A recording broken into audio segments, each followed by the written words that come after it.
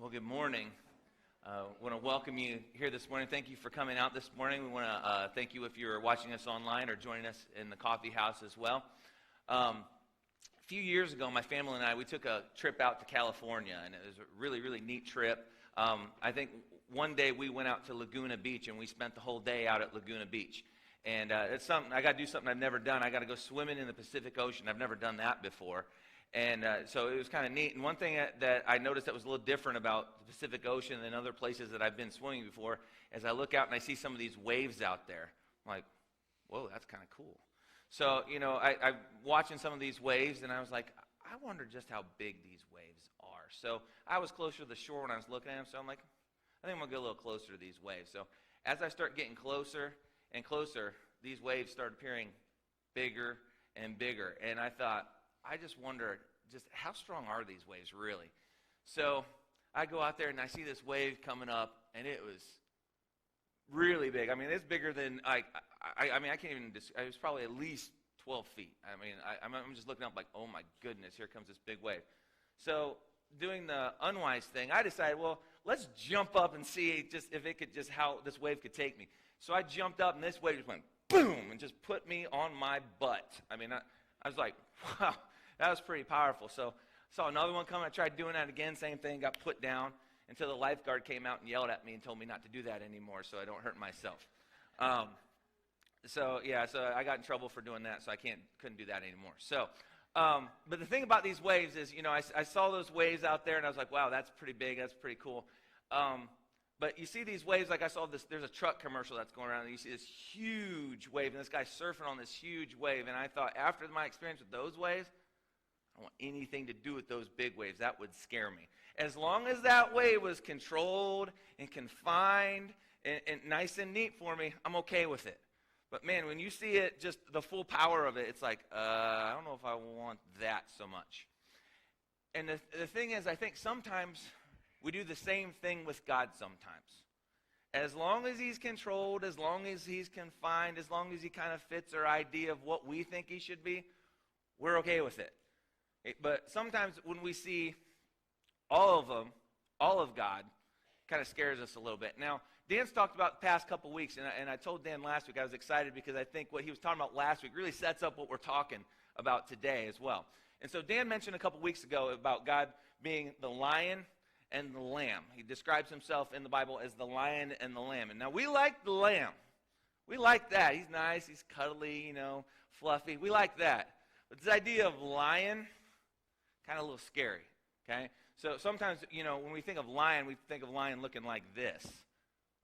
Yeah, those eyes just looking at you, looking like it's about ready to eat you.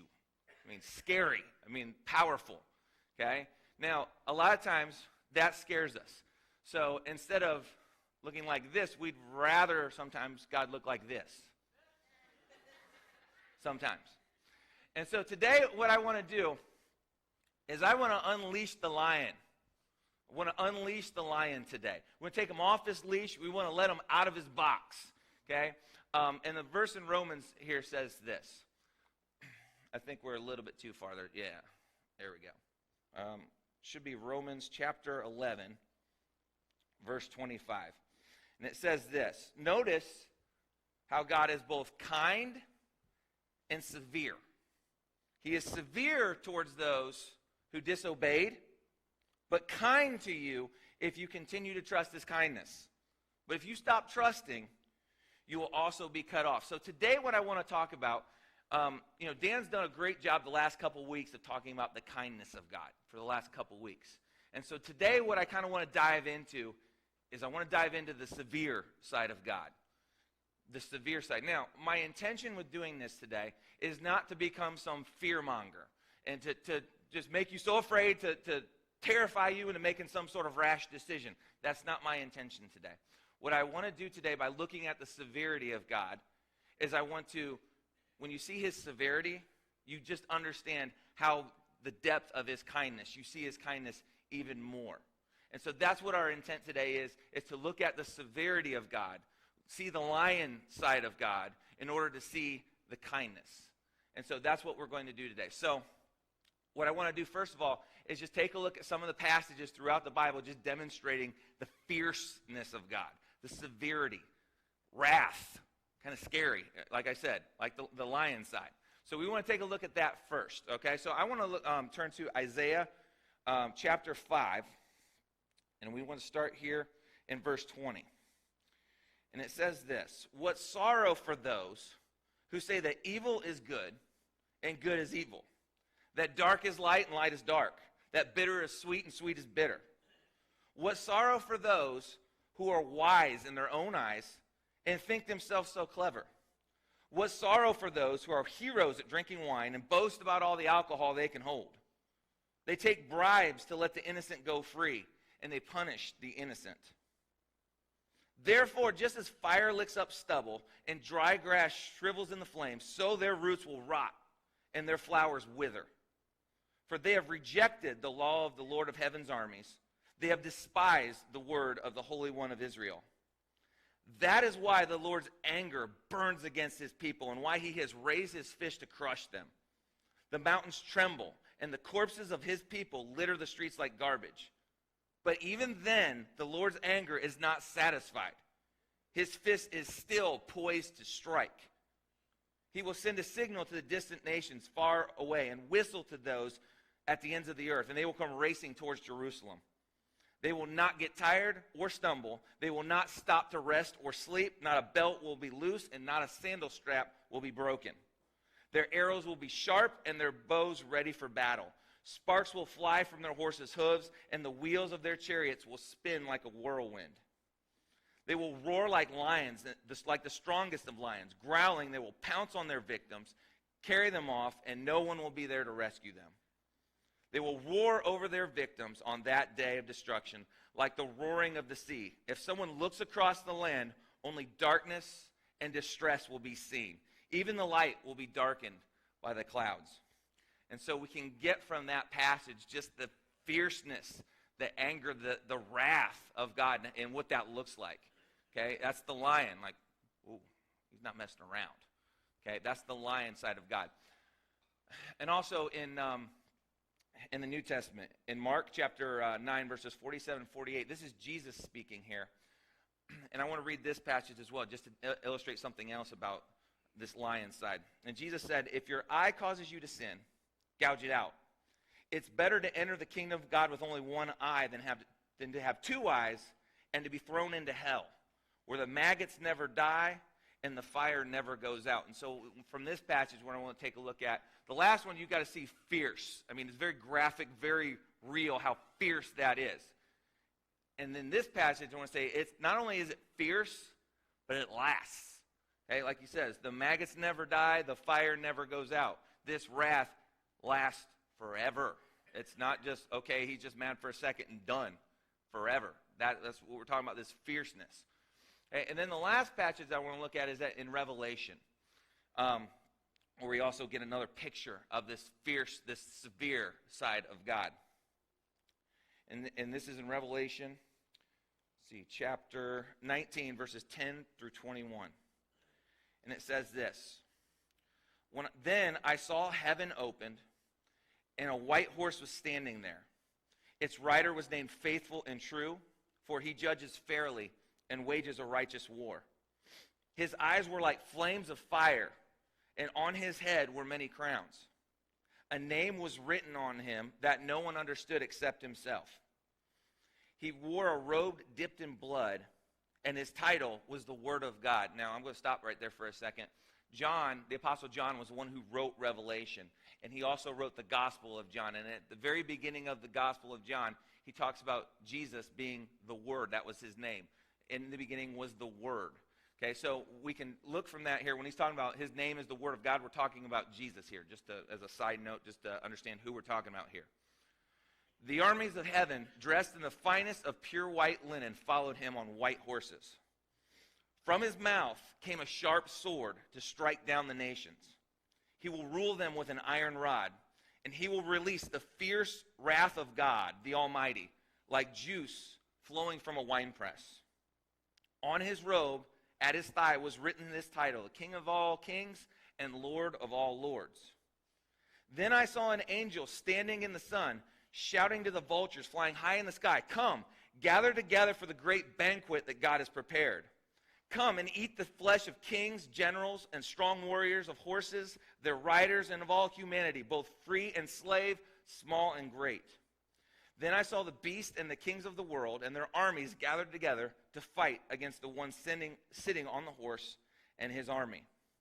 And the beast was captured, and with him the false prophet who did mighty miracles on behalf of the beast. Miracles that deceived all who had accepted the mark of the beast and who worshipped his statue. Both the beast and his false prophet were thrown alive into the fiery lake of burning sulfur. Their entire army was killed by the sharp sword that came from the mouth of the one riding on the white horse. And the vultures all gorged themselves on the dead bodies. Okay, that's pretty clear and that's pretty graphic. The fierceness, the wrath, the anger of God. Okay, and so, I think after reading that, it's like, whoa. Now here's the $1 million question. Okay, we just read about all of that. But I thought God was a God of love. How can he be a God of wrath, anger, severity? How can that be? That doesn't make any sense. We just talked for 2 weeks about this God of love. How does that work? And my answer to that question is this. It's because he's a God of love that he has to be a God that's severe as well. And to illustrate this a little bit, I want to tell you about something that happened in my hometown that I grew up in just a few years ago. And so I want to throw this picture up on the screen. These two boys, on the left is Blaine and his brother Blake Romas. Blaine was an 8th grader at Ottawa Elementary in Ottawa, Ohio. Blaine, the younger one, played basketball, ran track. His older brother Blake went to Ottawa Glandorf High School, was a junior there, 17 years old. And Blake ran track as well and also was in the choir there as well. Blaine and Blake lived with their mother along with another woman and her son in a trailer in Ottawa. On May 17th, 2013, both Blaine and Blake were murdered by that other boy living in their house in cold blood. They were murdered. And the thing that really strikes me, and when I think about the story, I'm not going to go into all the details, but the thing that really strikes me about this was they found one of their bodies was stuffed under their trailer, and the other body was just thrown away in a ditch. And the thing that really just kind of makes my blood boil and just kind of makes me think about it is that these two boys' lives were valuable. They're valuable. We know that just because in the scripture it talks about everybody's made in the image of God. So their lives are valuable. And this young man that killed them just treated it like it was nothing. Just took their bodies, threw it away like it's garbage, like it's nothing. And to me, that really just doesn't sit right with me. It's appalling to me. And if you can imagine if the judge at this trial were to say, well, it's all right, boys will be boys. No big deal. You're all right. It's okay. You're forgiven. No big deal. Can you imagine the outrage that would come out? Are you kidding me? We'd all be thinking, are you kidding me? How could you let that go? How could you let that go? That's crazy. Something has to be done. Why? Because their lives mattered. These kids were brothers. These kids were sons. These kids were friends. These kids were teammates. Their lives mattered. You can't just let it go. It matters. And just to say, well, boys will be boys, what you're saying is their lives really don't mean anything. And so, and I'm hoping, and I'm kind of feeling this right now as well, just that thought is just so appalling to me. Gosh, that's so appalling. And see, the thing is, though, there's something that's even more valuable than their lives out there. You see, because God is the most glorious, the most beautiful, the biggest, the brightest, the source of all life, the source of all hope, the source of all peace. And when we sin, we treat it like garbage. We treat that like garbage, and that's what sin is. And to me, I can't explain it as well as Paul does in Romans chapter 1, just that whole idea of what sin actually is. So I want to turn to Romans chapter 1, and it says this. But God shows his anger from heaven against all sinful, wicked people who suppress the truth by their wickedness. They know the truth about God because he's made it obvious to them. For ever since the world was created, people have seen the earth and the sky. Through everything God has made, they can clearly see his invisible qualities, his eternal power and divine nature. So they have no excuse for not knowing God. Claiming to be wise, instead they became utter fools. And instead of worshiping the glorious, ever-living God, they worship idols made to look like mere people and birds and animals and reptiles. So God abandoned them to do whatever shameful things their hearts desired. And as a result, they did vile and degrading things with each other's bodies. They traded the truth about God for a lie. And so they worshiped and served the things God created instead of the Creator himself, who is worthy of eternal praise. Amen. So as you see here, we take the glory of God, which is the most valuable thing in the universe, and we treat it like it doesn't matter. And hopefully that sense of that appalling that we felt with those two young boys that we felt there, hopefully that can transfer, because it's the same thing with the glory of God. We've taken it and we just treat it like it's nothing. It's treated like nothing. And so something has to be done. Something has to be done about that. We can't just turn and let it go. Why? Because God's glory matters. It matters. Like I said, it's the source of all joy. It's the source of all peace. It's the source of hope. It's the source of life itself. It matters. And to simply just say, well, you're right. That's okay. No big deal. I forgive you. What you're saying is God's glory doesn't really matter. And if God's glory doesn't matter, there is no hope. There is no peace. There is no joy. There really is no love. Such a God would not be very loving. And he really wouldn't be worth worshiping at all, if that were the case.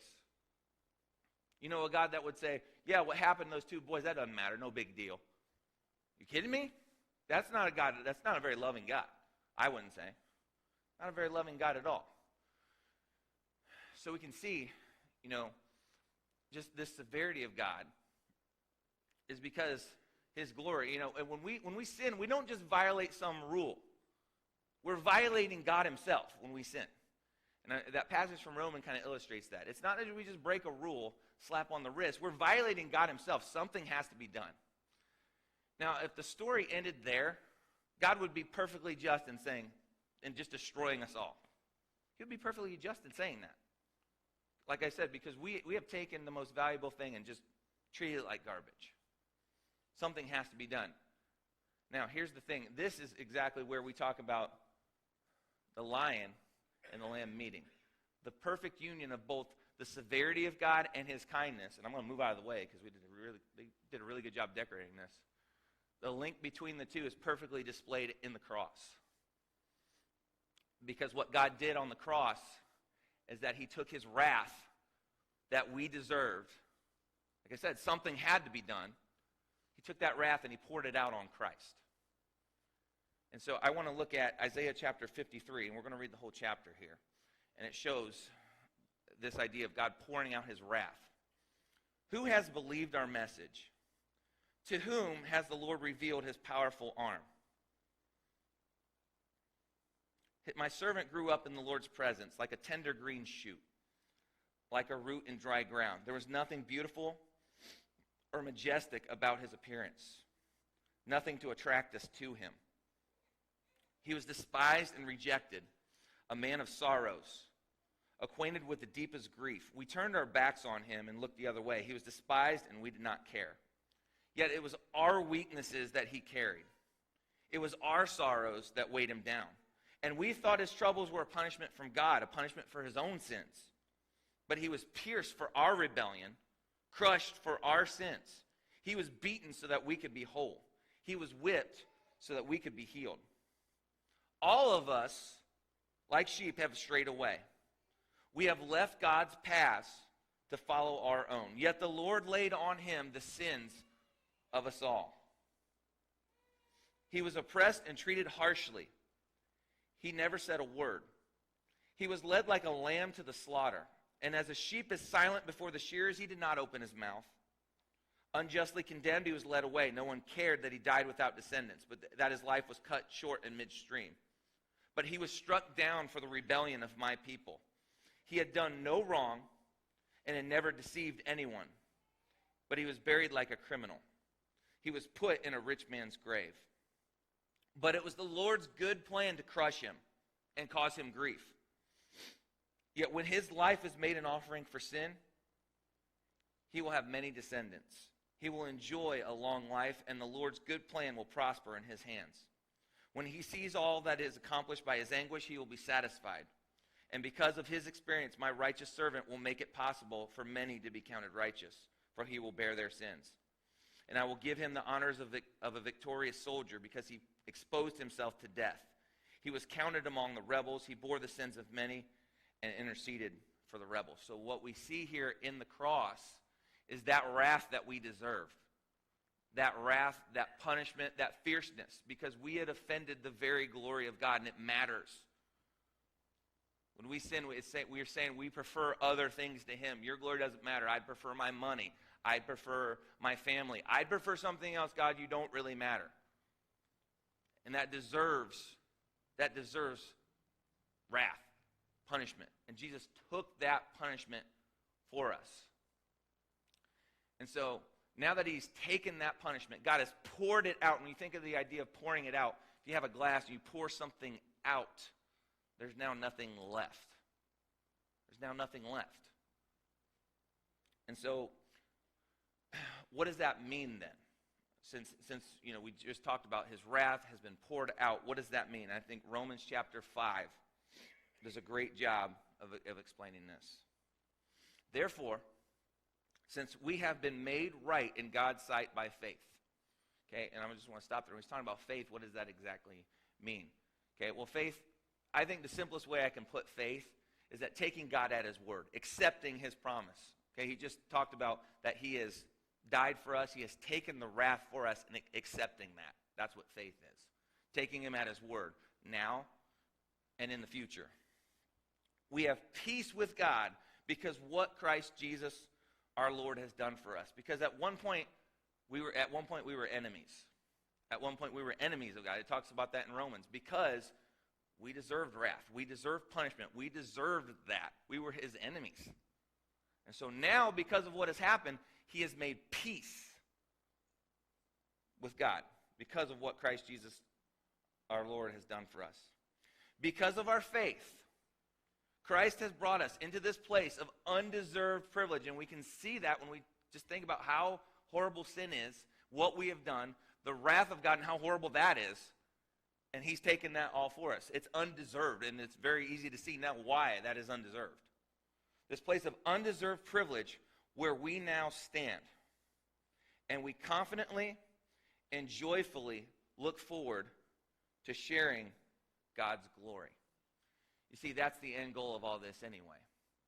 Okay? Is that we get to confidently and joyfully share God's glory. That power, that strength, the beauty, all of that, we get to share it now. You see, before, if it's just the lion where he pours out his wrath, we don't get to share that. But now, because his wrath has already been poured out now, we're no longer his enemies. His wrath is satisfied. Now we get to share in God's glory. We get to partake in that glory. We get to experience that glory now because of what happened on the cross. And so what I want to look at is just some practical applications. What does that mean in our day-to-day lives for you and I? What does that mean? Well, the first thing it means is this. Every blessing that we receive is made possible by the cross. Because if you think about that, we deserved wrath. We deserved the severity of God. We deserved all that. That's what we deserved. Because, like I said, when we sin, we've taken his glory, we've tarnished it. Okay? And he's paid that price for that. Now, instead of deserving wrath, now we get blessings. Okay, so just the fact that it's sunny outside today, we don't deserve that, but we get it. The fact that we have a loving family to support us, we don't deserve it. We deserve wrath, but we get it. Right? The very fact that we're alive today, we don't deserve it. But we get it. Every blessing in your life is made possible because of the cross of Christ. We deserve wrath, but we get blessings instead. The ability to come to him and pray, the fact that God answers prayer. We don't deserve that. We were his enemies. We were taking his glory and just stepping on it. We don't deserve that, but we get that now because of what Christ has done on the cross. Every blessing that we receive is now made possible by the cross. Now, before we go on to the next point, as I was preparing again and after I had actually made the PowerPoint here, this thought dawned on me as well. The opposite is true as well. Every hard time that we receive, every hard time that we receive, you are not experiencing, for those of us that have accepted Jesus Christ as our Lord and Savior, whenever we experience hard times, we are not experiencing God's wrath. That's not what it is, because his wrath, his anger, his punishment has already been poured out on Christ. That's not what we're experiencing. What actually that is, those hard times, those trials, those tests, those storms in our life, what those actually are like it said in Romans, it's so that we can share his glory. We go through those things so that we can share in his glory, so that we can get to know him more fully in those trials and tests. It's not that God is mad at you. It's not that God is trying to punish you. He's taking you so that you can share his glory. That is made possible by the cross. Without the cross, yeah, you're right, he would be punishing you. It would be his wrath. But because of the cross, it's not that way anymore. And then the next thing, it's now possible to forgive others because of this. When you look at what happened to those two boys, and you look at, anytime people injure us, it's the hardest thing I think about forgiveness is to simply, I know my thought when I think of forgiving people, my thought is, well, I'm just letting them off the hook. That's really what I'm doing. I'm just letting them off the hook. So that's really hard for me to forgive because I don't want to let them off the hook. That hurt what they did to me. I can't let that go. Okay? But now because of what Jesus has done on the cross, it means this. Everything that's ever been done wrong to you will be accounted for. It's going to be paid one of two ways. For those that have accepted Christ as their Lord and Savior, it's paid for on the cross. God already poured out that wrath. It's done. It's finished. He's satisfied. Okay?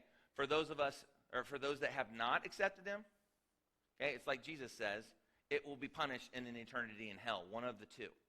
So any wrong that has ever been done to you will be taken care of one way or the other. By the cross or by eternity in hell, one of the two. So you don't have to get even with them. We are now free to forgive people, and we're not letting them off the hook. See, at school sometimes it's kind of funny because the kids will come up to me, Mr. Weaver, so-and-so did this to me, and so-and-so. Oh, you need to apologize to this person. And so the one kid will apologize, I'm sorry, and the other one says, that's okay. And I tell them, no, it's not okay. What they did was not okay. But you can forgive them. Instead, say, I forgive you. Not that it's okay. Okay, and so that is made possible by the cross because we know that it's going to be forgiven. It's going to be dealt with one or two ways. And so every wrong done against you, taken care of. You don't have to take care of it. It's already taken care of. And so after looking at all these passages and looking at this, we can notice how God is both kind, but he's also severe. And again, his severity demonstrates his kindness. We can see, now we can understand how God is both kind and severe at the same time. Now, one thing Dan said last week, too, that might be kind of registering right now is, well, Jeff, Dan said last week that Jesus said, I have not come to judge the world. What you just talked about, all this wrath and anger, and what's this? Jesus said he didn't come to judge the world. Okay, but what he did say the very next verse, I didn't come to judge the world because you're already condemned. I didn't come to condemn anybody because you're already condemned. I don't have to do anything. You're already stand condemned. I've come to save you. I haven't come to condemn you. I've come to save you. And so we can see in that God's kindness and severity as well. And when in the perfect union of those, and like I said, I like getting out of the way because this is a really good picture of it. I didn't realize that till this morning, how good of a picture this is. the link between his kindness and his severity is the cross of Christ, and that's where it is demonstrated perfectly. So let's pray. Dear Lord, I thank you for